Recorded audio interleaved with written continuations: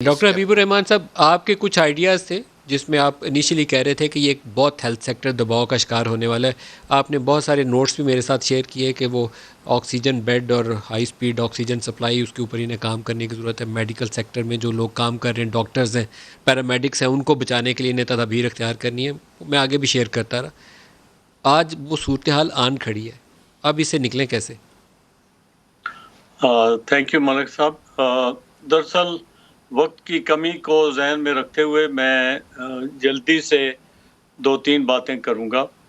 एक मेरी अर्ज़ ये है कि अस्पतालों में जो जगह है सैचुरेट हो चुकी है और लोग बहुत ज़्यादा परेशानी का शिकार हैं।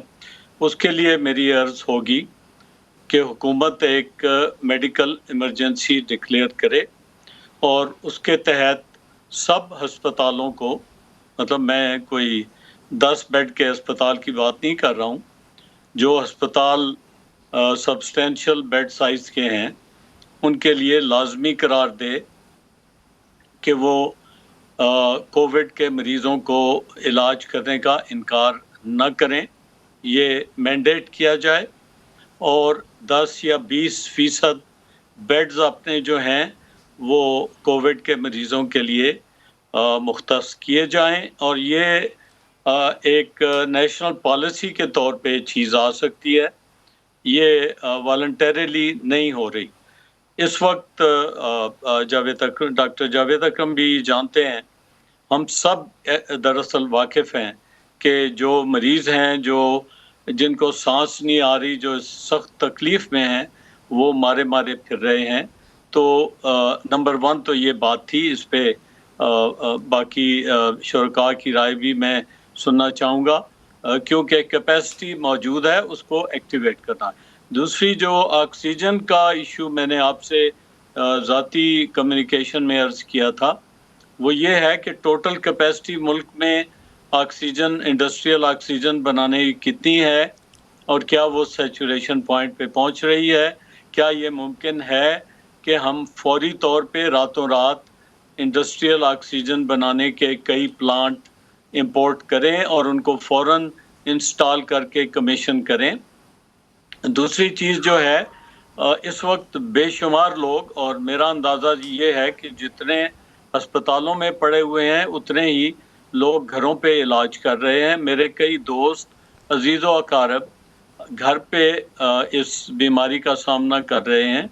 तो उसके लिए होम हेल्थ का प्लान और होम हेल्थ का एक इंटीग्रल पार्ट कंसंट्रेटर्स के ज़रिए घर पे ऑक्सीजन की सप्लाई है। इस वक्त कंसंट्रेटर ब्लैक में मिल रहे हैं और मिल ही नहीं रहे। तो हमने ये तजवीज़ दी है और मुझे खुशी है कि जो रिलेटेड डिपार्टमेंट्स हैं वहाँ तक बात पहुँचाई गई है, तो वो इसको बहुत सीरियसली सुना है उन्होंने कि 1 लाख के करीब कंसंट्रेटर एक किसी बड़े जो मैन्युफैक्चरर हैं उनसे बात करके उनको रातों रात C-130 में भर के इंपोर्ट किया जाए और अगर सब्सिडाइज्ड प्राइस पे नहीं तो एक बल्क रेट पे लोगों को मुहैया किया जाए, ताकि लोग अस्पतालों की बजाय बहुत से लोग घर पे मैनेज हो सकें। और उसी का एक दुरुस्त है। हिस्सा मलिक साहब, उसी का एक हिस्सा ये जो गवर्नर साहब ने भी फरमाया, तो हेल्पलाइन सिर्फ नहीं, उसको आप एक ऐसी एक्टिव सर्विस बनाएं जिसमें दसियों हज़ारों बल्कि लाखों प्रोफेशनल्स, ट्रेंड प्रोफेशनल्स मरीज़ों की कॉलें लें और उनके इलाज के लिए होम हेल्थ का इस वक्त इस्लामाबाद, लाहौर, कराची में प्राइवेट इदारे बहुत अच्छे तरीके से ये काम कर रहे हैं, लेकिन बहुत महदूद पैमाने पे।